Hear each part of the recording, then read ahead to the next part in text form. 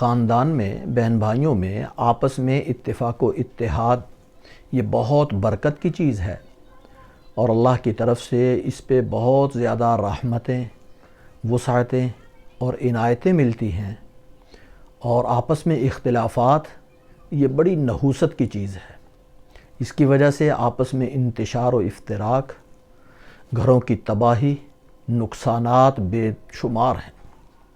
اللہ کے محبوب عقائد عالم صلی اللہ علیہ وسلم نے ارشاد فرمایا کہ نماز، زکوٰۃ، صدقات، ان سے سب سے افضل یہ ہے کہ آپس میں اتفاق و اتحاد ہو، اور اگر آپس میں اختلافات ہو تو یہ تباہی ہی تباہی ہے۔ خاندان میں اختلافات ہوں تو وہ تباہی، کسی معاشرے میں اختلافات ہوں تو وہ اس معاشرے کو تباہ کر دیتی ہے۔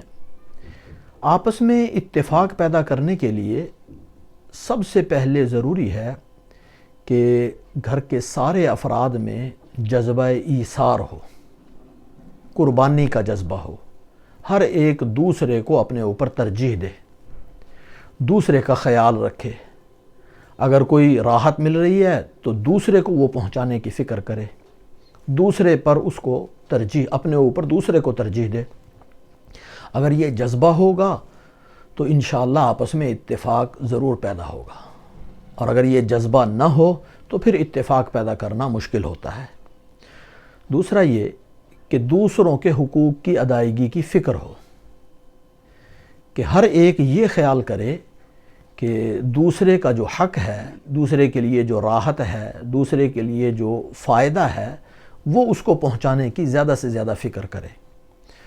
تو دوسروں کو جب ان کے حقوق ادا کرنے کی فکر ہوگی تو انشاءاللہ آپس میں ہر ایک دوسرے کا خیال رکھے گا تو آپس میں اتفاق و اتحاد پیدا ہوگا، اور ہر ایک کے اندر تواضع اور عاجزی ہو۔ اگر کسی جگہ کسی نے کوئی بات سخت کہہ دی تو اس کو اپنی انا کا مسئلہ نہ بنائے، اپنی ضد اور اپنی ہٹ درمی کا مسئلہ نہ بنائے، بلکہ اس میں خاموشی اختیار کر لے، جھک جائے، صبر کر لے، رک جائے۔ اگر یہ کر لے گا تو انشاءاللہ اللہ تعالیٰ اس کی عزت میں اضافہ ہی فرمائیں گے۔ اور اگر یہ تکبر اختیار کرے گا، اپنی ضد پہ اڑ جائے گا، اپنی انا پہ اڑ جائے گا، اپنی بات کو منوانے کی پوری کوشش کرے گا، اس پہ اڑا رہے گا، تو پھر معاملات خراب ہونے شروع ہو جاتے ہیں۔ اس لیے جب کبھی یہ نظر آئے کہ معاملات بگڑ رہے ہیں تو خود تھوڑا سا جھک جائے۔ اگر جھک جائے گا تو اللہ کی رحمت اس کے ساتھ ہوگی، اللہ کا فضل بھی اس کے ساتھ ہوگا، انشاءاللہ اتفاق بھی پیدا ہوگا۔ اور اسی طرح صبر اختیار کرے۔ اگر دوسروں کی طرف سے کوئی تکلیف پہنچ رہی ہے تو اس پہ صبر اختیار کرے۔ اللہ تعالیٰ نے ہر انسان کو عقل عطا فرمائی ہے۔ جہاں دو انسان رہتے ہوں، دونوں کے مزاج میں فرق ہوتا ہے، کچھ نہ کچھ خلاف طبیعت بات ضرور پیش آئے گی۔ اس خلاف طبیعت بات پیش آنے پہ یہ پہلے سے طے کر لے کہ میں نے صبر کرنا ہے۔ اگر تھوڑا سا ہمت کر کے اس وقت صبر اختیار کر لے تو پھر الجھاؤ سے انسان بچ سکتا ہے، پھر اختلاف سے بچ جاتا ہے۔ اور اگر فوراً ہی بدلہ لینے کی فکر ہو، فوراً ہی اس کو جواب دینے کی فکر ہو، صبر نہ کرے تو پھر معاملات خراب ہو جاتے ہیں۔ اس لیے اس وقت انسان خاموشی سے صبر کر لے، دوسرے وقت مناسب انداز سے دوسرے کی غلطی کو اچھے انداز سے واضح کر دے، اس کو سمجھا دے، تو امید ہے انشاءاللہ پھر یہ معاملات ٹھیک رہیں گے۔ اور اگر کسی سے غلطی ہو جائے تو اس کو معاف کرنے میں جلدی کرنی چاہیے، غلطی کو جتانے کی فکر نہیں کرنی چاہیے، اور غلطی کا بدلہ لینے کی کوشش نہیں کرنی چاہیے، بلکہ کوشش یہ کرے کہ نظر انداز کر دے۔ غلطی اگر ہو جائے تو اس غلطی کا مناسب انداز سے احساس تو کروائے اس کو کہ فلاں موقع پر آپ نے غلطی کی، لیکن اس غلطی کو انا بنا کر بدلہ لینے کی فکر کرے، یا اس کو زج کرنے کی کوشش کرے، یا اس کو جتلانے کی کوشش کرے، یہ مناسب نہیں ہے۔ اس لیے غلطی ہو جائے تو اس کا مناسب انداز سے دوسرے وقت اس کا اظہار کرنا چاہیے، اس وقت خاموشی اختیار کرنی چاہیے۔ اگر آپس میں بہن بھائیوں میں، میاں بیوی میں، یا والدین کے ساتھ کوئی وعدہ ہوا ہے تو اس وعدے کو پورا کرنے کی پوری کوشش کرنی چاہیے۔ اس کو پورا کرنے کے لیے اگر انسان کو کچھ مشقت برداشت کرنی پڑے تو وہ بھی برداشت کر لے، اس لیے کہ اگر یہ تھوڑی سی مشقت برداشت کر کے اس وعدے کو پورا کر لے گا تو پھر انشاءاللہ دلوں میں فرق نہیں آئے گا، دلوں میں نفرت پیدا نہیں ہوگی، دلوں میں الجھن پیدا نہیں ہوگی۔ اگر تھوڑی سی ہمت کر لے، اس وقت تنگی بھی برداشت کر لے، لیکن اس وعدے کو ضرور پورا کرنے کی پوری کوشش کرے۔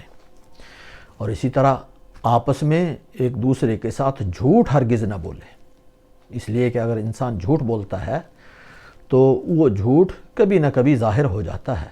جب جھوٹ ظاہر ہو جائے تو پھر دلوں میں نفرت پیدا ہوتی ہے، کدورت پیدا ہوتی ہے، ایک دوسرے کے بارے میں غلط فہمیاں پیدا ہوتی ہیں۔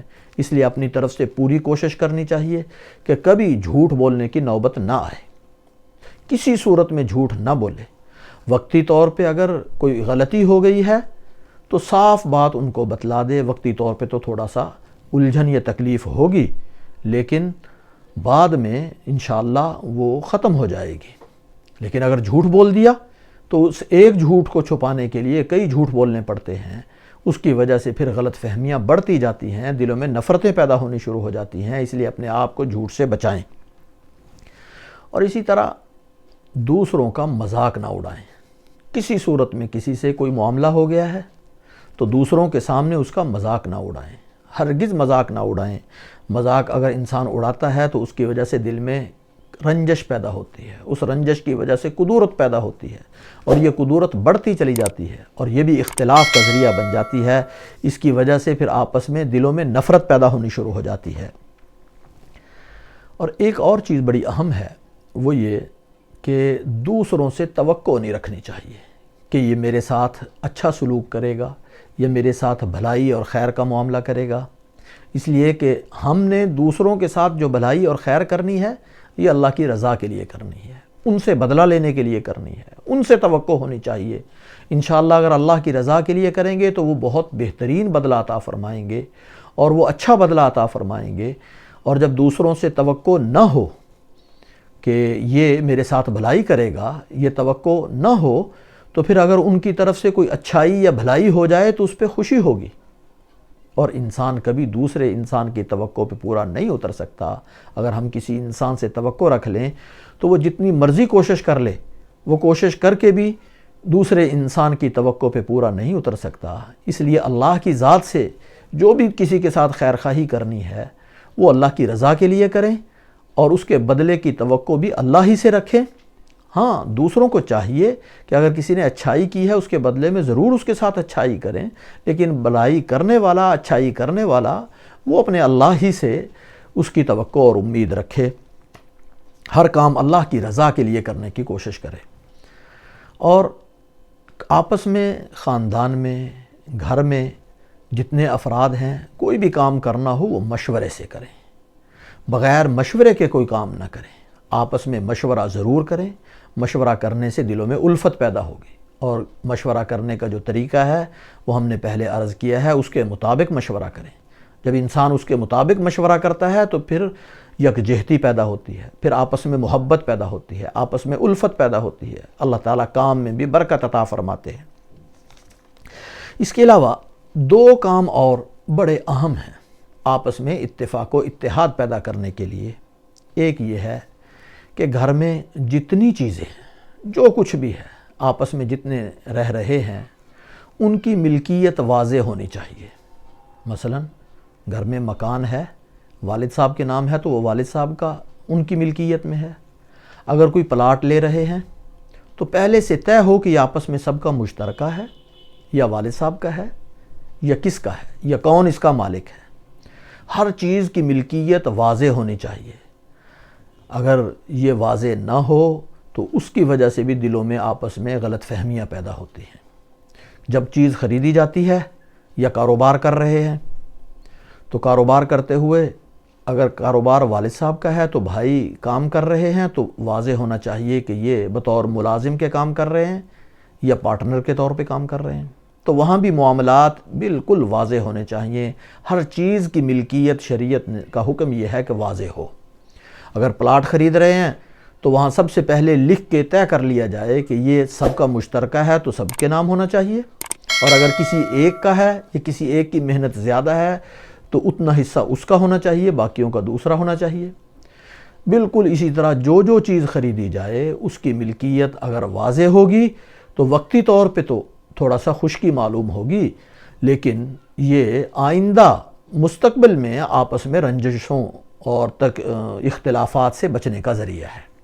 اگر اس وقت آپس میں ملکیت واضح ہوگی تو بعد میں غلط فہمی نہیں ہوگی، اور اگر ہوتا یہ ہے کہ عام طور پہ اس وقت واضح نہیں کرتے، ایک شخص محنت بہت زیادہ کر رہا ہے، دوسروں کی محنت نہیں ہے، اس وقت کوئی بتلانے کے لیے بھی تیار نہیں، اگر کوئی کہتا ہے تو اس کو برا محسوس کیا جاتا ہے، اس وقت وہ کسی ایک کے نام لگوا لیا جاتا ہے، بعد میں پھر غلط فہمیاں پیدا ہوتی ہیں۔ تو آپس میں اتفاق و اتحاد پیدا کرنے کے لیے ضروری ہے کہ ہر چیز کی ملکیت جب خریدی جا رہی ہے اسی وقت واضح ہونی چاہیے کہ یہ کس کی ہے، یا اس میں فلاں کا اتنا حصہ ہے، فلاں کا اتنا حصہ ہے، اس پہ لکھ لینا چاہیے، ایک تحریر لکھ لینی چاہیے، اس میں واضح ہونا چاہیے کہ یہ فلاں کا حصہ اتنا ہے، فلاں کا حصہ اتنا ہے۔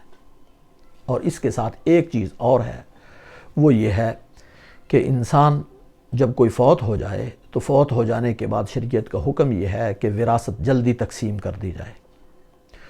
تو شریعت کا جو حکم ہے وراثت کی تقسیم کا، اس کے مطابق وراثت تقسیم ہو جانی چاہیے اور جلدی تقسیم ہو جانی چاہیے۔ جب کوئی والد یا والدہ فوت ہوتے ہیں اس وقت بھائیوں کے دلوں میں آپس میں بہت نرمی ہوتی ہے، اور ایک دوسرے کے ساتھ اور ایک دوسرے کے بارے میں اچھے جذبات ہوتے ہیں، خیر خواہی کے جذبات ہوتے ہیں۔ اگر اس وقت تقسیم کر لیا جائے تو آسانی سے تقسیم ہو جاتی ہے، اگر دیر ہو جائے تو پھر آپس میں غلط فہمیاں پیدا ہونی شروع ہو جاتی ہیں، اور اگر اس وقت ان کو کہا جائے کہ آپس میں وراثت تقسیم کر لو تو بعض لوگ برا محسوس کرتے ہیں، وہ کہتے ہیں کہ ابھی چند دن ہوئے ہیں والد صاحب کو یا والدہ کے فوت ہونے کو اور ہم ابھی تقسیم کر لیں۔ یہ اس وقت تقسیم نہیں کرتے، اور پھر ہر دن ایسا ہوتا ہے کہ جو آپس میں غلط فہمیاں اور رنجشیں پیدا ہونے کا ذریعہ ہوتا ہے۔ ہوتا یہ ہے کہ جس کا جس چیز پر قبضہ ہوتا ہے وہ اس پر جمع اختیار کرتا ہے، وہ اس کو اپنے پاس ہی رکھتا ہے اور دوسروں کو دینے کے لیے تیار نہیں ہوتا۔ جتنی دیر ہوتی جاتی ہے اتنی ہی آپس میں رنجشیں، اختلافات اور پریشانیاں بڑھتی جاتی ہیں۔ اس لیے آپس میں اتفاق پیدا کرنے کے لیے ضروری یہ ہے کہ شریعت کے حکم کے مطابق جلدی شریعت کے احکام کے مطابق وراثت کو تقسیم کر لیا جائے، اور یا آپس میں کاروبار ہے تو اس کے معاملات طے کر لیے جائیں، لکھ لیے جائیں کہ آئندہ معاملات اس طریقے سے چلیں گے، اور ان کی آپس میں جتنے حصے ہیں، کاروبار کا جو طریقہ کار ہے، جو شخص کام کر رہا ہے اس کے کام کی الگ سے اس کو معاوضہ ملنا چاہیے، اور جس کے پاس جو چیز ہے آپس میں تقسیم کر کے ہر ایک کو اس کے حوالے کرنی چاہیے۔ وقتی طور پہ تنگی ہوتی ہے، لیکن یہ تنگی بعد میں اختلاف کا ذریعہ نہیں بنتی، اور اس کی وجہ سے آپس میں اتفاق و اتحاد رہتا ہے اور آپس میں نفرتیں نہیں ہوتی۔ وقتی طور پہ تھوڑی الجھن برداشت کر لیں، لیکن ہمیشہ کی یہ پریشانی اور ہمیشہ کے اختلافات سے اپنے آپ کو بچانے کا یہی طریقہ ہے۔ اگر ہم ان ساری چیزوں کا خیال کر لیں، انشاءاللہ اللہ کی رحمت سے امید ہے کہ اللہ تبارک و تعالی آپس میں محبت اور الفت پیدا فرمائیں گے اور آپس میں نفرت نہیں ہوگی۔ اور اگر ان چیزوں کا خیال نہ کریں، دلوں میں الجھنیں اور اختلافات بہت زیادہ پیدا ہو جاتے ہیں، پھر اتنے زیادہ پیدا ہو جاتے ہیں کہ بھائی بھائی کا دشمن بن جاتا ہے، اور اتنی دشمنی ہو جاتی ہے کہ دوسروں کے ساتھ تو ملنے کے لیے تیار ہو جاتے ہیں لیکن آپس میں اپنے بھائیوں کے ساتھ ملنے کے لیے تیار نہیں۔ اللہ تبارک و تعالی ہمیں حق بات کو سمجھنے کی توفیق عطا فرمائے۔